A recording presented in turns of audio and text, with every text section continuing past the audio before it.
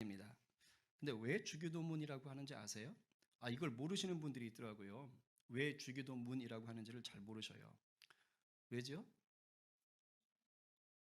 예, 주님이 가르쳐 준 기도다라 그래서 그것을 이제 문서로 이렇게 남겼다 그래서 주기도문이라고 하는 거예요. 우리가 기도문으로 모범적인 기도문으로 쓴다 그래서. 근데 이게 무슨 주문으로 하시는 분들이 많더라고요. 주님이 가르쳐 주신 기도의 모범입니다. 그러니까 예수님이 친히 우리에게 가르쳐 주신 기도니까 기도 중에 상급입니까? 하급입니까? 최상급입니까? 아니면 그 다음입니까? 최상급이에요. 기도 중에 기도인 것입니다. 그래서 우리가 주기도문을 사실 주로 암송하는 차원이잖아요.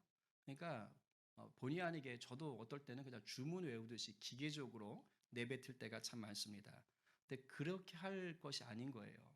왜냐하면 기도 중에 기도잖아요. 어떻게 기도 중에 기도인데 그렇게 주문 외우듯이 내뱉을 수가 있습니까? 그래서 우리는 암송으로 주기도문을 외우더라도 그때마다 최고의 기도를 내가 지금 주님 앞에 올려드리고 있다. 이런 마음으로 하시기를 바랍니다. 동시에 기도를 훈련하는 가장 좋은 교과서다라는 생각으로 여러분들이 주기도문을 대하시기를 바랍니다. 제가 학교 근무할 때 일인데요. 이제 학생 중에 지도하는 학생 중에 목사님 따님이 있었어요. 우리 하원이가 그 딸이 될 줄 몰랐어요. 그죠? 예. 근데 이제 목사님 따님이 있었는데 하루는 이제 그 학생이 와가지고 막 자기 교회 자랑을 하는 거예요. 그래서 자기 교회에서 주기도문 기도 훈련을 한다는 거예요. 처음 들어봤어요. 주기도문 기도 훈련? 그게 뭐니? 그랬더니 그냥 주기도문의 뜻을 잘 생각하면서 100번, 200번, 300번, 뭐 400번, 1000번 이렇게 계속 반복해서 계속 암송을 하는 거래요. 그러니까 이제 기도를 하는 거죠. 반복해서 생각하면서 좀 신기했습니다. 그러니까 계속 그것만 한대요. 계속. 그래서 야, 되게 신기하다. 그 주문 외우는 것도 아니고, 근데 아니래. 선생님 그거 아니에요. 뜻을 생각하면서 하는 거예요. 막 그러면서 그래? 그렇게 하면 어떻게 돼? 이렇게 물어봤더니 성령의 능력이 나타난다는 겁니다. 이게 다들 솔깃해하는 표정이시네. 성령의 능력이 나타난대요. 그러면서 막 그거 한 100번 하기 시작하면 어떤 분들은 갑자기 그 삭막하던 분이 눈물이 터져가지고 막 펑펑 울면서 기도하기 시작한다더라. 또 어떤 분들은 방언을 못 하시는 분인데 방언이 터진다더라. 또 어떤 분은 막 기도의 능력이 나타난더라. 막 입이 열리고 믿음의 성장이 있고 막 그런다고 막 자랑을 하는 거예요. 그래서 야 진짜 대단하다. 계속해. 이제 이렇게 하면서 너도 열심히 해. 이렇게 축복했던 적이 있습니다. 근데 그 얘기를 들으면서 저는 충분히 그럴 수 있겠다는 생각이 들었어요. 왜냐하면 우리 주님이 친히 가르쳐 준 거잖아요. 그러니까 목사가 가르쳐 준 기도가 아니라 우리 예수님께서 우리 구원한 예수님이 친히 이렇게 기도하거라 라고 알려주신 거예요. 그러니 그 기도를 마음에 새기면서 우리가 기도할 때 역사가 일어나는 게 당연한 것 아니겠습니까? 그렇겠죠? 그러니까 우리 가운데 혹시 아직 난 기도하는 게 좀 어렵다. 기도의 깊이를 좀 더하고 싶다. 뭐 기도하려고 하면 입이 안 떨어진다. 5분 하면 끝난다. 주기도문 1000번 하세요. 그럼 몇 시간 그냥 갈 겁니다. 그러니까 그 훈련을 한번 해보십시오. 근데 이건 사실 제가 얼핏 들었어요. 기도 못 하시는 분들은 주기도문 계속 하다 보면 기도의 문이 열린다는 것을 듣기는 들었어요. 그래서 여러분들도 그렇게 도전해 보기를 바랍니다. 그런데 그 전에 좀 중요한 게 있습니다. 그것은 뭐냐면 주기도문의 뜻을 새기면서 해야 되잖아요. 그러니까 주기도문에 담긴 뜻이 어떤 것인지를 알면 알수록 좋겠죠. 주기도문에 담긴 뜻을 모른 채 그냥 간절한 마음으로 반복을 하면 뭐하고 똑같냐면 간절한 마음으로 주문을 외는 거하고 똑같습니다. 다를 바가 없어요. 그러니까 우리가 이 의미가 무엇인가를 좀 깊이 아는 게 중요합니다. 그래서 오늘 하이델베르크 요리문답이 이게 마지막 편입니다. 12월 마지막까지 가면 이제 다 끝나요. 굉장히 1년 동안 하신 거예요. 1년 동안. 그래서 다시 한번 주기도문을 좀 다룰 거예요. 2018년에 이미 다루었지만 또 다른 관점입니다. 그래서 그 의미를 좀 깊이 새겨볼 겁니다. 그래서 이 주님이 가르쳐준 기도가 우리에게 기도의 영역을 더 깊고 넓게 해주고 또 풍성한 은혜 가운데 우리를 이끄는 그런 귀한 시간 되기를 간절히 소망합니다. 아멘입니다. 자, 오늘 주기도문에서는요, 뭘 볼 거냐면 아까 우리가 본문 읽었는데 저것도 다 안 봐요. 그냥 딱 제목만 봅니다. 하늘에 계신 우리 아버지. 몇 글자지요? 10글자예요. 10글자. 그러니까 우리 준호 형제 같은 우리 형제는 이렇게 수능 세대잖아요. 그죠? 이번 시험 치러 아주 훌륭한 수험생. 한창 반짝반짝할 때 10글자 가지고 무슨 의미를 찾겠다고? 이런 생각이 들 수 있어요. 겨우 10글자인데 그냥 하늘에 계신 우리 아버지 하면 되는 거 아니야? 이렇게 생각하실 수도 있습니다. 근데 누가 만약에 여러분들에게 하늘에 계신 우리 아버지가 무슨 뜻이에요? 라고 묻는다면 혹시 당신 아버지가 일찍 돌아가셨나요? 그렇게 물어보면 어떻게 설명하시겠어요? 이게 설명이 만만치 않아요. 그리고 하늘에 계시다는 거면은 그러면 땅에는 안 계신가요, 지금은? 이렇게 물으면 어떡하실 건가요? 우리 아버지라고요? 당신의 아버지도 아니고 우리 아버지예요? 그럼 당신하고 누가 묶여야 되는 거죠? 누가 포함되는 거예요? 이렇게 물어보면 어떻게 하실 것입니까? 왜 아버지라는 건지 질문을 던지면 어떻게 하실 것입니까? 이게 난감합니다. 그런데 이 질문에 대해서 나름 성경적으로 대답할 수 있다면 그것은 그만큼 주님이 가르쳐 주신 기도가 더 깊어질 수 있다는 것이에요. 그래서 오늘부터는 바로 이 시간이라는 것을 기대감을 가지고 여러분이 듣고 깨닫고 은혜로 반응하게 되기를 간절히 축복합니다. 자, 먼저 하늘에 계신에 대해서 한번 살펴볼게요. 자, 우리가 하나님 보통 하늘에 계신다라고 표현을 하죠. 그럼 여기서 말하는 하늘이 뭡니까? 우리 저기 문 열고 나가서 보이는 저 위에 있는 스카이, 저 하늘 얘기하는 걸까요?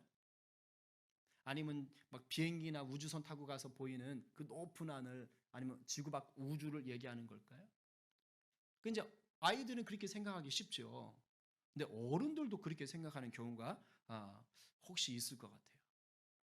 비행기 다 타보셨습니까? 뭐 에버랜드 같은 데 가서 타는 거 말고 다 타보셨나요? 네. 어떻게 저도 타봤네. 그죠? 근데 하늘에 계시다고 그랬으니까 혹시 비행기 타고 가시다 창밖에 하나님 계신 거 보셨어요? 못 보셨죠? 하늘에 계시다면서요.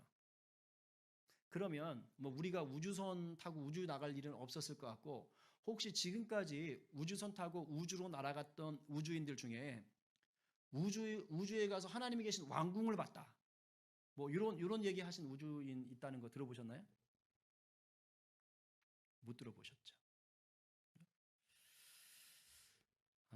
가끔 이제 우리 오늘 좀 할인이도 오고 막 학교에도 오고 막 그런데 애기들한테 엄마 아빠가 이렇게 물어보잖아요. 저도 그렇게 물어봤던 것 같아요. 하원이나 시원이한테 엄마 아빠 얼마큼 사랑해? 이렇게 물어보는 적 있죠. 다 물어봐요. 그럼 가끔 이제 애기가 그 앙증맞은 손으로 미안합니다. 앙증맞지 않아서 이렇게 가지고 이렇게 팔을 쫙 벌리면서 이렇게 쫙 벌리면서 하늘만큼 죄송합니다. 하늘만큼 사랑해 하면서 막 이렇게 막 팔 찢어져라 이렇게 막 하잖아요. 그럼 여기서 자녀가 말하는 그 하늘이 물론 이제 딴에는 눈에 보이는 하늘을 생각할 수는 있어요. 그러나 여기서 말하는 이 하늘만큼의 진짜 의미 뭐예요? 엄청 많이 사랑한다는 뜻이잖아요. 하늘 그 자체를 땡겨놓은 게 아니잖아요. 정말 정말 정말 정말 최고로 많이 많이 사랑한다는 그 말이에요. 그 마음을 하늘에 빗대서 표현한 거죠. 주기도문이 말하는 하늘도 똑같습니다. 우리가 눈으로 보는 하늘이나 뭐 지구 밖, 뭐 우주 공간을 얘기하는 게 아니에요. 여기서 말하는 하늘은 잘 들으세요. 하나님의 거룩하심, 뭐 전능하심, 위대하심, 경이로움, 경외감 이런 거를 표현하기 위한 단어예요. 그러니까 이 범접할 수 없는 하나님의 높음 있잖아요. 뭐 어떻게 말로 할 수 없는 것들 이것을 어떻게 표현하고 싶은데 딴의 최고라고 생각되는 게 하늘인 겁니다. 그러니까 이게 뭐 하나님이 저 하늘에 계신다 해서 엄청 멀리 있네. 와, 우리한테서 무지하게 멀리 떨어져 있잖아. 이게 무슨 거리로 생각하시면 안 돼요. 이게 먼 친척보다 가까운 이웃이 낫다는 얘기 있잖아요. 하나님이 거리상으로 멀리 진짜 저 하늘에 있다. 그러면요. 하나님은 가까이 하게 넘으면 당신이에요. 그러니까 거리상으로 멀리 있다는 뜻이 아닙니다. 하나님은 우리가 하늘이라고 부르는 저 위의 공간, 저 멀리 계신 분이 아니고 하나님은 어디 계세요? 큰일 났네. 예? 그렇죠. 하나님은 영이시니까 어디든 계실 수가 있어요. 여기 계신가? 계실 수 있죠. 우리의 머리로는 다 이해할 수는 없습니다. 그러나 영이신 하나님은 분명히 어디에나 존재하고 계시는 거예요. 예배하고 있는 우리들 마음 가운데도 계시고요. 이 예배당에도 임재하시고 지금 온라인으로 예배하는 성도님들 그 자리에도 계시고 북한의 지하교회 성도들과도 함께 하시고 러시아 우크라이나 전쟁하는 곳에 그 아픈 곳에도 우리 하나님께서 함께 계십니다. 믿으시지요? 아멘이죠. 솔로몬이 성전을 건축한 다음에 이런 고백을 했습니다. 같이 한번 읽어볼까요? 자, 시작. 하나님이 참으로 땅에 거하시리까 하늘과 하늘들의 하늘이라도 주를 용납하지 못하겠거든 하물며 내가 건축한 이 성전이오리까. 아멘. 이 말은요. 그냥 띄워주세요. 땅에도 하늘에도 성전에도 하나님을 제한해 둘 수 없다 이 말이에요. 달리 말하면 그만큼 하나님은 크고 위대하고 당신이 창조하신 모든 세계에 충만하신 분이다 이 뜻입니다. 어디든 계신 거예요. 자, 그러면 여러분은 이렇게 크고 위대하고 전능하신 하나님이 여러분과 상관이 있길 원하세요? 아무 상관이 없길 원하세요? 1번, 2번. 1번이면 헷갈리세요? 자, 하나님이 나랑 아무 상관이 아까 뭐라고 했죠, 제가? 자, 하나님 나랑 아무 상관 없다. 1번. 하나님 나랑 아무 상관 있다. 꽤 상관이 있다. 2번. 네, 2번이길 원하시죠. 이런 분이 나하고 상관 있기를 원하시죠. 그죠? 각별한 사이가 되고 싶으시죠. 그죠? 당연히 그럴 거예요. 옛날에 제 친구가 농담으로 그런 얘기를 했어요. 야, 왜 나는 그 삼성 이건희 회장의 아들로 태어나지 못했을까? 왜 재용이 형이 우리 형이 아닌 건가?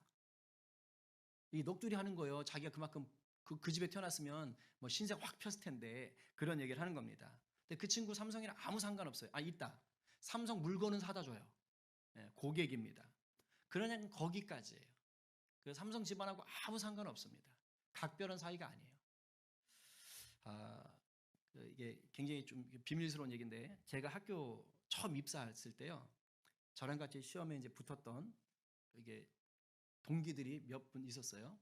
그 과목별로 이렇게 몇 분 있고 저희 국어과에도 몇 분 있었는데 나중에 얘기를 들었어요. 한 6개월 지나서 제가 로열 패밀리인 줄 알았대요.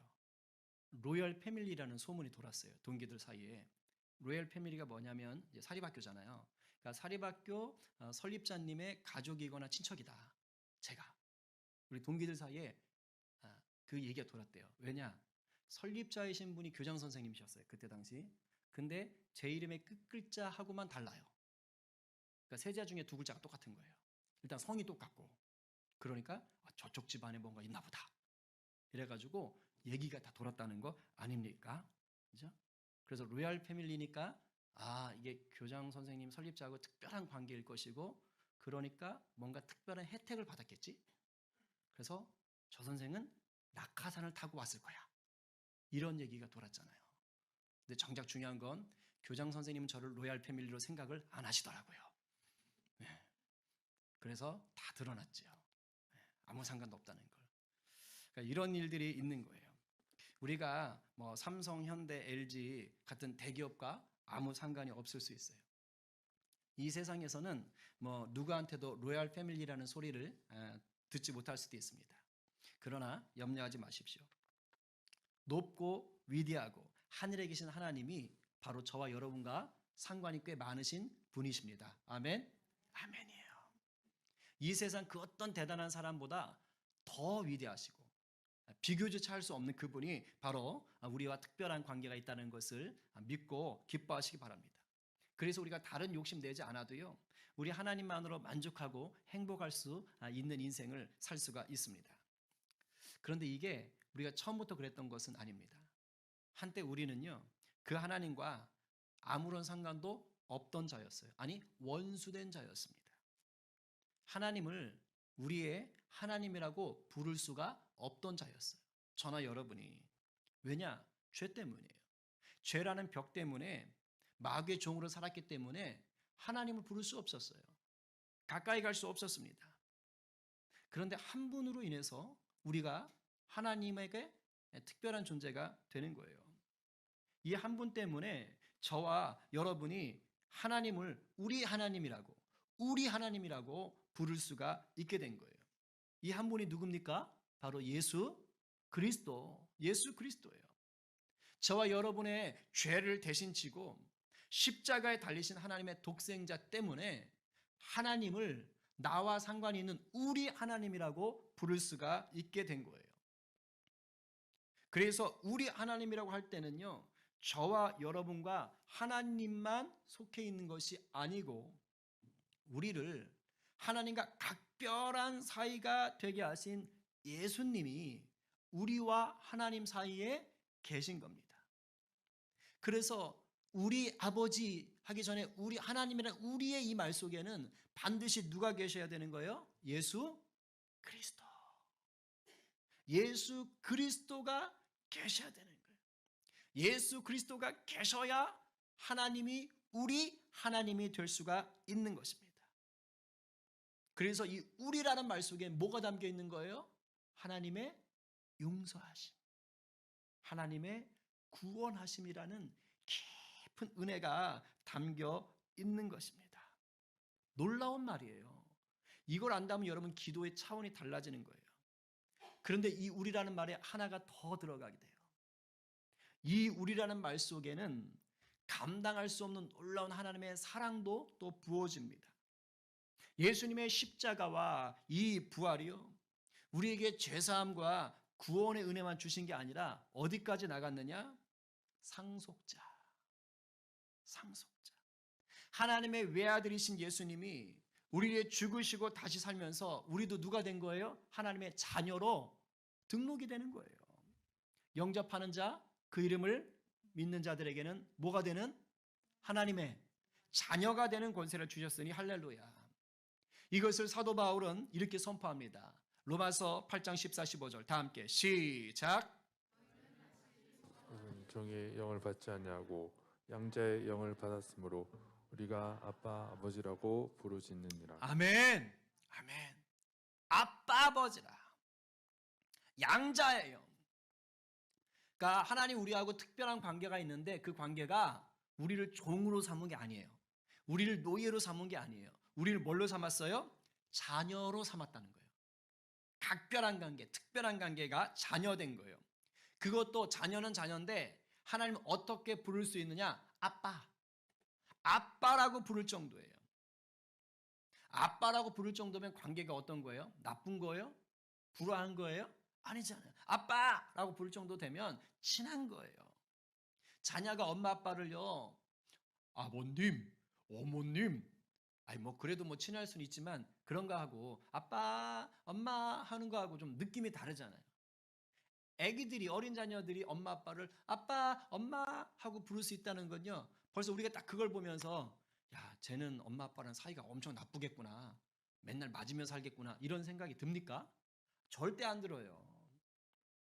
그 아이들이 엄마 아빠 지나가는데 엄마 아빠 막 이러면서 막 이렇게 하고 있으면 야, 진짜 친하구나, 엄마 아빠하고 신뢰관계가 풍성하구나, 이런 것을 느끼게 되는 것입니다. 이것과 똑같은 거예요. 예수 그리스도를 통하여서 우리가 하나님을 아빠라고 부를 수 있게 됐다는 것은 예전까지는 하나님과 불화했고 원수였지만 이제는 하나님과 어떤 관계예요? 친밀한 관계. 하나님과 신뢰감이 가득한 관계로 바뀌었다는 거예요. 그래서 우리가 당당하게 하늘에 계신 우리 아버지, 아빠라고 부르며 기도할 수가 있는 것입니다. 굉장히 중요한 것이 담겨 있는 거예요. 그리고 이 아빠, 아버지로 부름으로 말미암아서 우리가 하나님의 특별하게 주시는 좋은 것들을 이제 마음껏 누릴 수 있게 됩니다. 대기업 회장 자녀가 아니어도 괜찮은 거예요. 하늘의 로열 패밀리로 우리를 부르신 줄 믿으시기 바랍니다. 아멘이에요. 8장 17절 로마서 시작. 자녀이면 또한 상속자 곧 하나님의 상속자요 그리스도와 함께한 상속자니 우리가 그와 함께 영광을 받기 위하여 고난도 함께 받아야 할 것이니라. 아멘. 아멘. 우리가 예수님과 함께 하나님이 주실 영광의 그 상속자가 되었습니다. 근데 그 다음 말이 좀 걸려요. 고난을 함께 받아야 된다. 고난을 받아야 된다. 이게 조금 피하고 싶으시죠? 요거 빼고 영광만 받으면 안 될까?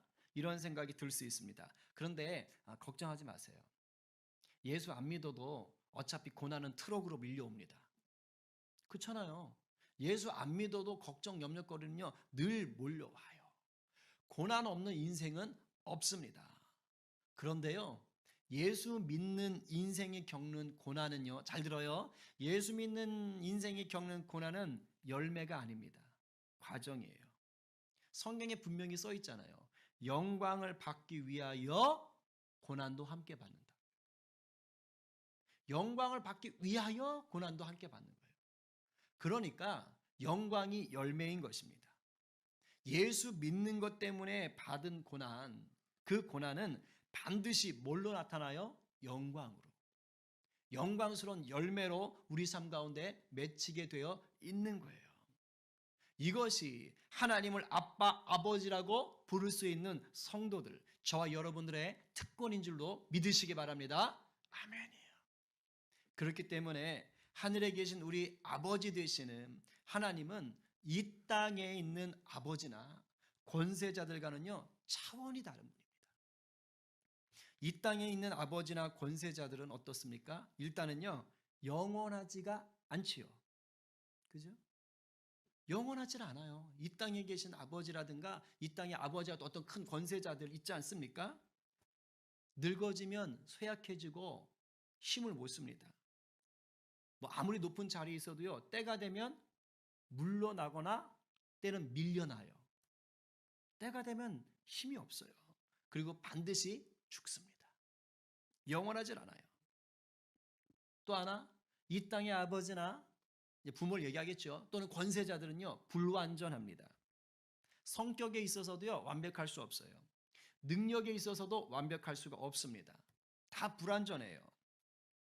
자녀가 부모를 원망하거나 서운해하는 경우들이 종종 있지요. 왜 그렇죠? 물론 뭐 자녀에게도 상대적으로 뭐 문제가 있을 수 있겠지만 자녀가 부모에 대해서 서운해하거나 또는 원망할 때는요 결국 부모가 완벽하지 못해서 그런 거예요. 그걸 탓하라는 게 아니라 인간은 그렇다고요. 부족한 게 있단 말이에요. 내 마음에 다 드는 대로 내 부모님이 해줄 수가 없어요. 이 땅의 어떠한 권세자도 똑같습니다. 우리나라 역대 대통령들 생각해 보세요. 전 국민 100%가 그 대통령을 좋아했던 경우 있나요? 단 한 번도 없습니다. 이쪽에서 죽어라 좋아하면 저쪽은 또 죽어라 싫어해.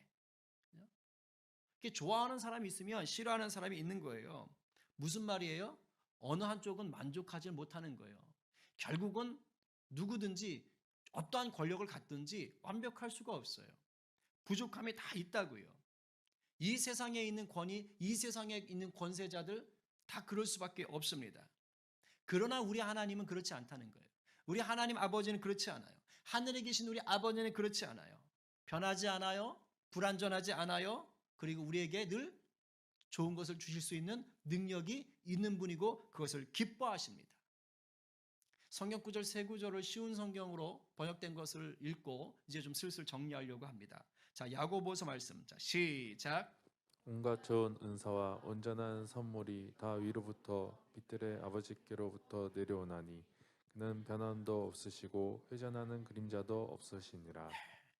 좋은 것들이 하늘에 계신 우리 아버지로부터 온다는 거예요. 근데 그분은 뭐예요? 변함이 없고 회전하는 그림자도 없다. 한결같다 이 뜻입니다. 자, 그리고 에베소서 시작. 만물의 주인이신 하나님도 한 분이시니 그분은 모든 것을 다스리시고 모든 것 위에 계신 분이십니다. 만물의 주인이 누구시라고요? 하나님 한 분이다. 전능하신 분이시고 그분이 통치하신다는 거예요. 모든 통치 중에 최고입니다. 그리고 너무 가슴 떨리는 귀한 말씀이죠. 자, 로마서 8장 32절. 자, 시작. 자기 아들까지도 아끼지 않고 우리 모두를 위해 내어주신 분께서 그 아들과 함께 우리에게 모든 것을 은혜로 주지 않으시겠습니까? 할렐루야. 아멘. 아멘. 자기 아들을 내어주신 분이 우리에게 좋은 것 주시기를 기뻐하신다는 거예요. 다 준비하고 예비해 놓고 계신다는 거예요. 우리 생각보다 더 우리를 귀히 여기신다는 것입니다. 이것을 믿고 나가는 자에게는요, 누림과 나눔이 있을 줄로 믿습니다. 우리 오늘 들은 말씀을 기억하면서 우리 하이델베르크 요리문답 120문, 121문을 좀 이제 정리하는 마음으로 한번 읽어볼게요. 문제 제가 읽겠습니다. 그리스도께서는 왜 하나님을 우리 아버지라고 부르도록 명령하셨습니까? 기도의 첫머리에 그리스도께서는 기도의 가장 기본이 되는 것, 곧 하나님께서 그리스도를 통하여 우리의 아버지가 되셨다는 사실을 어린아이처럼 믿고 경외하도록 가르치신 것입니다.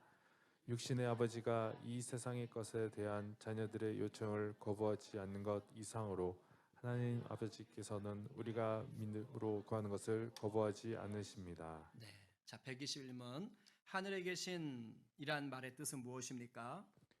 그 말의 뜻은 하나님의 하늘 권세를 땅의 권세와 혼동하지 말라는 것이며 그의 전능하신 능력으로부터 영육간에 필요한 모든 것을 기대하라는 것입니다. 아멘. 아까 우리가 계속해서 말씀 들었던 것들이 정리되어 있지요. 오늘 누가요, 하나님을 하늘에 계신 우리 아버지로 온전히 다 알아서 하나님을 더 깊이 알고 친밀함을 누리는 성도로 좀 나가시겠습니까? 오늘 누가 우리에게 이 은혜를 주시는 예수 그리스도를 더 사랑하시면서 예수 그리스도의 사랑을 증거하는 자로 서시겠어요? 오늘 하늘에 계신 우리 아버지, 이 10글자 속에 담긴 이 깊이, 이 놀라움을 믿음으로 받는 저와 여러분들 모두가 되기를 간절히 축원합니다.